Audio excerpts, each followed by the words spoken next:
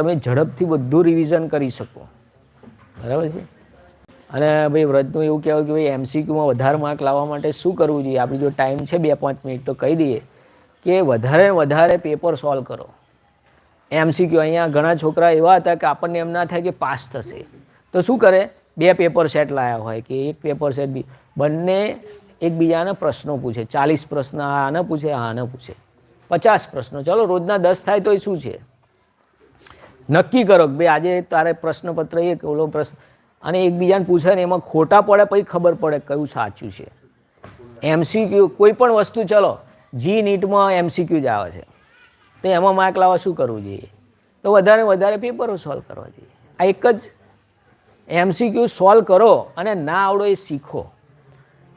એક સરસ ઉદાહરણ છે કે ભાઈ ચલો એક વિદ્યાર્થીએ 10 પેપર આલ્યા, 100માંથી 90 માર્ક લાવ્યો 10-10માં, અને બાકી રહ્યા 10 માર્કનું ના આવડ્યું. હવે એ સોલ્વ ના કરે અને જે 10-10 માર્ક વધ્યા ને એનું કોઈ પેપર બન્યાના હાલત શું થાય, 0 માર્ક આવે. પહેલું કામ શું, તમે જેટલું કરો એને સોલ્વ કરો. એવું નહીં કે નહીં આવડ્યું પછી કરી લઈશું, પછી તમે રાઉન્ડ કરીને રાખો એને. જેટલા MCQ ના ફાવતા હોય તમે એકબીજાને પૂછશો, પેપર સોલ્વ કરશો તો ખબર પડશે કે મને કયા નહીં આવડતા. તો વધારે માર્ક લાવો MCQમાં તો વધારે MCQના પેપર, જો જેટલા બજારમાં મળતા હોય બધા પેપર સેટ તૈયાર કરો. અને એમાં અમુક પ્રશ્નો તો એવા નીકળશે જ 50માંથી 5-10 કે જે તમને નહીં આવડતા હોય, અને એવા જેટલા નહીં આવડતા હોય એટલા તૈયાર કરશો તો વાર્ષિકમાં 50માંથી 50 MCQમાં આવશે. હો પડી.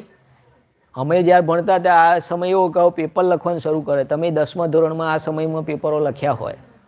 અને જે અમારે વલ્લભનગરમાં એક છોકરો જે મેડિકલમાં ગયો, કોઈ સ્કૂલમાં ભણતો, પણ એ શું કરે, સ્કૂલમાં પેપર લખીને આલે, મને ચેક કરવા આલે, એની ઝેરોક્સ કરે, બોલો એનો ખર્ચો કરે એ માણસ. 2 સાહેબો જો ચેક કરાવે અને એવું કહે કે સાહેબ એમાં જે ભૂલ હોય એ સુધારવાની છે. કારણ કે એ ભૂલ જો પરીક્ષામાં વાર્ષિકમાં પડી તો એટલા માર્ક તો ઓછા આવવાના જ છે.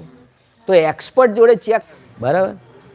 તો ગવર્મેન્ટ સ્કૂલના ટીચર, એ છોકરો મેડિકલમાં છે અત્યારે, બીજે મેડિકલ સિવિલ હોસ્પિટલમાં MBBS કરે, અમારી નાતનો જ છોકરો છે. તો એના પૈસાની કમી નહીં, પણ ડૉક્ટર બનવું એ પણ બહુ મહત્ત્વની વાત છે. અને આપણે થોડોક ખર્ચો કરવાનું કહીએ તો એ આપણે આગળ પાછા થઈએ. બરાબર છે. જેટલા બને એટલા પેપર સેટ ખરીદો અને ખાલી બસ પાછળ જોઈને ટીક ના કરી દો, ABCD એને જાતે સોલ્વ કરો, પેન્સિલથી ટીક કરો અને પછી ચેક કરો. ચલો 50માં કેટલા સાચા પડ્યા, પહેલાં તમે એક 50-50 જાતે ટીક કરી નાખો, પછી રબર લઈને બેસી જાઓ અને જોતા જાઓ આન્સર કેટલા ખોટા પડ્યા ખબર તો પડી જશે. અને જે ખોટા પડ્યા ને એ પહેલાં તૈયાર કરવાના, કારણ કે એ જે ખોટા પડ્યા ને એ જ તમારા માર્ક કાપશે. એટલે એક પેપર સેટ પતે બીજો પેપર સેટ લાવો, અથવા 2 મિત્રો એકબીજાનો અરસપરસ. મેં કીધું કે આ રીતે અંદર એકબીજાને પૂછો, 10-10 પ્રશ્નો રોજ પૂછો તો આરામથી આપણને એવું ના લાગે કે આ નપાસ થશે. નપાસ થનારો વિદ્યાર્થી પાસ થઈ જાય, 100% રિઝલ્ટ આવી શકે. ચાલો થિયરીમાં માર્ક લાવે તો થિયરીની પ્રેક્ટિસ કરવી પડે. પેપરો લખો, જેટલા બને એટલા વધારે પેપરો લખીને સાહેબો જોડે ચેક કરાવવાનું. ચેક કરતી વખતે એવું કહેવાનું કે સાહેબ આમાં જે ભૂલો હોય એ મને લાલ પેનથી હાઇલાઇટ કરીને બતાવજો. આવી ધગશ હોય તો માર્ક આવે. આપણે અત્યાર સુધી કોઈએ પેપર લખીને તમે આલ્યું ના, કારણ કે સાહેબ ટાઈમ નહીં અમારી જોડે, બિઝી છીએ. કેમ, તમે ઘરે એક ટાર્ગેટ નક્કી કરો કે આજે હું એક દાડો તૈયારી કરો, બીજા દાડે પેપર લખો, પછી બીજા દાડે ફિઝિક્સની તૈયારી કરો, એનું પેપર લખો. જ્યાં પરીક્ષા જ આપી રહ્યા એવી તૈયારી કરાય. બરાબર છે. તો આ વાત પ્રિલિમ પતે એટલે પેપર લખવાનું શરૂ કરી દો. રોજ એક પેપરનું 2 પેપરનું ટાર્ગેટ રાખવાનું. ચલો કેમેસ્ટ્રી તૈયાર કર્યું, 2 પેપર લખી નાખો, એક સવાર સાંજે. ફિઝિક્સની તૈયારી કરો, એક દિવસ 2 પેપર લખી નાખો, સાહેબને ચેક કરવા આલો. પછી બાયોલોજીનું પેપર લખો, ચેક કરવા આલો. મેથ્સનું પેપર લખો, ચેક કરવા આલો. તો વધારે માર્ક લાવી શકો. એટલે તમારે 100 ઉપર માર્ક લાવવા, 100ની અંદર 99 માર્ક લાવવા હોય કે 80 માર્ક લાવવા હોય તો આ જ પ્રોસેસ છે. ચેક કરાવો એક્સપર્ટ જોડે અને ચેક કરીને એમને સૂચના આલો કે આમાં જે કંઈ ખોટું હોય એ સુધારવાનું છે. ખાલી ભાઈ આમ લીટા મારીને હાલ દે તો એમાં કોઈ માર્ક વધવાનું નહીં. જે ખોટું હોય એ ખોટું લખવાનું અને શું લખવું જોઈએ એ રાઉન્ડ કરવાનું. ઈમાનદારીથી ચેક કરવું પડે. ખાલી ભાઈ ઉલારીઓ કરો હોય બધું થાય, ઉલારીઓ નહીં કરવાનો. ખ્યાલ આવ? તો તમારે કોઈને એવી ઈચ્છા હોય કે મારે વધારે માર્ક લાવવા છે તો આ રીતે તમે આ પ્રિલિમ પતી જાય એટલે પેપર લખવાનું રોજના તમારી કેપેસિટી હોય ત્રણેય લખી શકો. ચલો તમે એક આખો દિવસ કેમેસ્ટ્રી વાંચ્યું, બીજા દાડે 3 પેપર લખી નાખો, સવાર બપોર ને સાંજ. થઈ ગયો? પછી તપાસો હાલ દો, સપ્લીમ લખો. પછી બીજા દાડે ફિઝિક્સની તૈયારી ચાલુ કરો અને પછી ત્રીજા દાડે ફિઝિક્સના ચલો 2 દિવસ જાય 2 દિવસ તૈયારી કરો, પછી 3 પેપર લખો. પછી બાયોલોજી મેથ્સની તૈયારી કરો 2 દિવસ 3 દિવસ, પછી પેપર લખો અને પછી તૈયારી થઈ ગયા પછી રોજ પેપર લખવાનું સ્ટાર્ટ કરી દો. પછી કંઈ વારે ઘડીએ વાર ના લાગે, એકવાર વાર લાગે. ચલો 2 દિવસ થયા કેમેસ્ટ્રીમાં, ફરી જ્યારે પેપર લખવા બેસો ત્યારે ફટાફટ થઈ જશે. બરાબર છે? તો આ વસ્તુથી તમે સારા માર્ક લાવી શકશો. એટલે આવી રીતે તૈયારી કરવાની. બરાબર? ચાલો બીજો કોઈ પ્રશ્ન છે? બીજા કોઈ પ્રશ્ન છે? જનરલની વાત કરીએ, પ્રેક્ટિકલની વાત કરીએ તો એમાંય 50માંય 50 ક્યારે આવે? ઈમાનદારીથી કામ કરશો તો આવશે. ઘણા છોકરાઓને 30 માર્ક આવે છે બોર્ડમાં, કેમ કે કશું જ ના આવડે. તમે જઈને બાઘાની જેમ ઊભા રહો, એમ કે લો આ રેડોક્સ ટાઇટ્રેશન તમને એ ખબર ના હોય, બિરેટમાં શું ભરવાનું, પીપેટમાં શું લેવાનું, તો તમને કઈ રીતે માર્ક આલે. અને પહેલું રીડિંગ લેવામાં ખાસ ધ્યાન રાખવાનું અને રીડિંગ સાહેબને બતાવી દેવાનું, કારણ કે માર્ક રીડિંગના છે. તમારા માર્ક શેના મળશે? રીડિંગના મળશે. એટલે રીડિંગ છે ને લખતા પહેલાં સાહેબને બતાવી દેવાનું અને પરફેક્ટ થાય. 1 વાર નહીં, 2 વાર નહીં, 3 વાર લેવાનું રીડિંગ. ખ્યાલ આવો? રીડિંગ લેવામાં પહેલું બહુ મુશ્કેલી પડશે, ગુલાબી રંગ જલ્દી નહીં આવે. બીજો પ્રેક્ટિકલ ઇનઓર્ગેનિક છે, એની અંદર તમારે માર્ગદર્શિકા હાલશે, પણ કયા પેજ ઉપર શું છે ને કેવી રીતે 9 ખાના પાડવાના મેં તમને કહ્યું છે. જનરલ પ્રમાણે તમે સપ્લીમાં લખશો તો પૂરા 20માંથી 20 આવશે. બરાબર છે? અને ફાયદો કોને જ ખબર છે? પ્રેક્ટિકલમાં સારા માર્ક હશે ને તો ગ્રેસિંગમાં ફાયદો થશે.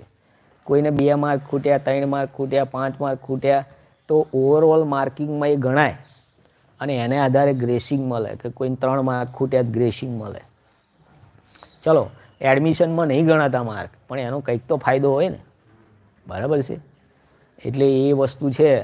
અને તમે બીજું કે ભાઈ 45% તમે નીટ ક્વોલિફાય થઈ ગયા પણ તમારે 45% નથી તો તમને એડમિશન ના મળે. એટલે અમુક મિનિમમ ક્વોલિફિકેશન SC ST ને 40%, OBC ને 45% છે ને, કેટેગરી વાઇઝ છે ને કે આટલા મિનિમમ ટકા હોવા જોઈએ. કે 12 સાયન્સમાં 45% એમને નહીં આવી જતા ભાઈ. તમે વાંચશો ને સતત 12 કલાક ત્યારે 45% એ પહોંચશો, સમજી લેજો. અમારો તો અનુભવ છે. 45% લાવવા હેલા નહીં 12 સાયન્સમાં. ખ્યાલ આવ્યો? 50% લાવવા કંઈ હેલા નહીં, પણ એના માટે તમારે સતત 10-10, 12 કલાક વાંચવું પડશે, લખવું પડશે, લખીને કરવું પડશે. પછી એમાં મજાક મસ્તી ભજીયા ખાવાનો ટાઈમ ના હોવો જોઈએ. કે ક્રિકેટ રમવાનો કે રખડવાનો કે વાતો કરવાનો કે ગેમ રમવાનો કે આ ટાઈમ ના હોવો જોઈએ. હવે તો છે જ નહીં બિલકુલ. કેટલા દિવસ બાકી રહ્યા છે? આ તો પરમ દિવસના 54 લખેલા હતા. એટલે બહુ ઓછા દિવસ છે તમારી પાસે. વચ્ચે પ્રેક્ટિકલના 3 દાડા બગડશે. બરાબર છે? વાર્ષિક પરીક્ષામાં 3 દિવસ તો જવું પડશે ને 3 પ્રેક્ટિકલ આલવા ખેડા HND પારેખમાં. એટલે તમારે જો પરીક્ષામાં જનરલ લઈ જવાની સર્ટિફાઈડ એ વગર નહીં પહેવા દે અંદર. અને માર્ગદર્શિકા ભૂલી ના જતા, પણ માર્ગદર્શિકા લીધા વગર પહોંચી ના જતા. અને તમારી ફી રિસિપ્ટ છે, જે આધાર કાર્ડ જરૂર હોય તો એ જોડે રાખવાનું બધું. અને બહારનું ખાવાનું બંધ કરી દો અઠવાડિયું 15 આજે, કારણ કે જો માદા પડ્યા તો તમારું 1 અઠવાડિયું તમારી જિંદગી બદલી નાખશે. બહુ હવાજ હોય પણ પરીક્ષા પછી હવે વાર્ષિક પરીક્ષા. ઘણા તો શું કરે, પ્રેક્ટિકલ તો ફેબ્રુઆરીમાં છે, ભાઈ ખેડા છૂટે ને પકોડી ખાતા છે અને માદો પડે ને થિયરીમાં માદો રહે. આમાં શું ભાઈ ટોળામાં ભેગા થાય ને એટલે કે હેડો લ્યા કંઈક ખાઈએ, ખેડા નીકળે કે હેડો પકોડી ખાઈ લઈએ અને બીજા દાડે ઝાડા ઉલટી. એટલે પરીક્ષા વખતે ભાઈ તમારે જો પરીક્ષા બગાડવી હોય તો બહારનો ખોરાક ખાજો, ઘરે રોટલીને શાક ખાવા સારા, બરાબર છે. માંદા પડશો તો માર્ક ઓછા આવશે, કોની જવાબદારી? ચલો તમે આખું વર્ષ મહેનત કરી, ભાઈ એક છોકરાનું મેં ઇન્ટરવ્યૂ લીધેલું અમારે એમએડમાં થીસીસ બનાવેલી, એનો આઈક્યુ મેં માપ્યો 140 હાઈએસ્ટ, આઇન્સ્ટાઈન જેટલો કહેવાય, તો એનો બોર્ડમાં 6ઠ્ઠો નંબર હતો. પછી મેં એને પ્રશ્ન કર્યો કેમ આવું, તમારો અત્યાર સુધી મેં જેટલા વિદ્યાર્થી 120 વિદ્યાર્થીના આઈક્યુ માપ્યા એમાં હાઈએસ્ટ આઈક્યુ તમારો છે, છતાં તમારો 6ઠ્ઠો નંબર બોર્ડમાં કેમ? તો કે સાહેબ હું આગલા દિવસે જ માદો પડી ગયેલો, એવું કંઈક ખાવામાં આવી ગયું, ફૂડ પોઈઝનિંગ થઈ ગયું. તો જીનિયસ માણસ પણ પાછો થઈ જાય. એટલે ખાવા પીવામાં ધ્યાન રાખવાનું, કબજિયાત ના થાય. કબજિયાત થાય એવું ખોરાક ખાઓ, બીજા દાડે માથું દુખે, 2 દાડા વાંચવાની મજા ના આવે. શરીર સ્વસ્થ હશે તો વાંચવાની મજા આવશે, અને એવી પોઝિશનમાં બેસીને વાંચો કે જેથી તમને થાક ઓછો લાગે. હુતા હુતા ના વંચાય, ઊંઘાઈ જાય. ટટ્ટાર બેસીને વાંચતા શીખો. અને તમારું જે ટેબલ હોય ધારો કે એની આજુબાજુ તમે પૂંઠા લગાવી દો, કોઈ દેખાવું ના જોઈએ. કોન્સન્ટ્રેશન વધારવા માટે અમે લાઇબ્રેરીમાં વાંચતા હતા યુનિવર્સિટીમાં, ભાઈ તો આગળ પાટીઓ આ બાજુ પાટી, કોઈ દેખાય જ નહીં. ઘરે તમે એવું બનાવી શકો, ચાર્ટ પેપર લઈ આવો ને માર દો, બરાબર. તમે નાનું ટેબલ ઘરમાં હોય એની ઉપર તમે બનાવી દો, સરસ મજાનું તમારું કોન્સન્ટ્રેશન વધી જાય. કશું આજુબાજુનું દેખાય નહીં, કોઈ હરતું ફરતું કશું દેખાય નહીં, આપણને આપણું પુસ્તક જ દેખાય. ઘરમાં લાઇબ્રેરી બનાવી દેવાની અને એકલા વાંચો, ટોરામ તો વાંચશો જ નહીં. અને આપણા દેશની સૌથી મોટી ખામી છે ઈર્ષા, દ્વેષભાવ. ગમે તેવો મિત્ર હશે ઈર્ષા તો કરશે જ. એટલે એકલા વાંચો, કોઈ બેનપણી કરવાની જરૂર નહીં. એકલા વાંચતા શીખો અને ભેગા વાંચો એટલે ઈર્ષાનો પ્રશ્ન આવશે જ, કારણ કે આપણા લોહીમાં છે, દરેકના લોહીમાં હોય. 110% વાત છે, આ હકીકત છે, બરાબર. એવા કોઈ સંન્યાસી નહીં, બધા મિત્રો સંસારી જ છે. એટલે ઈર્ષા તો રહેવાની જ છે. એકલા વાંચતા શીખો, ભેગા થઈને ના વાંચો, ટોરું ના વરસો. હા, અહીંયા ભેગા થયા તો એકબીજાને પ્રશ્ન પૂછો, નક્કી કરો કે કાલે હું આ પેપર કરીને આવીશ. એ પ્રશ્ન ઓલાને પૂછો, એ તમને બીજા પૂછે, શોધીને હાલો, ખબર પડે કે તને કેટલા આવડે છે. આમ હવે જ્ઞાનની ચકાસણી કરો. 10 પ્રશ્નો એવા શોધીને લાવો MCQ કે સામે વાળાને તકલીફ પડી જાય ને, એ તમને 10 પ્રશ્નો પૂછે એવા ભારે ભારે. પછી તમને ખબર પડે કે હજી મને આટલું આવડતું. ચાલો, બીજો કોઈ પ્રશ્ન હોય તો કમેન્ટ બોક્સમાં લખજો, બરાબર છે. એનો વિડીયો બનાવીશું, અત્યારે બનાવી દીધો વિડીયો આપણે, જોડે જોડે ટાઈમ હતો તો બની ગયો, બરાબર. ચાલો.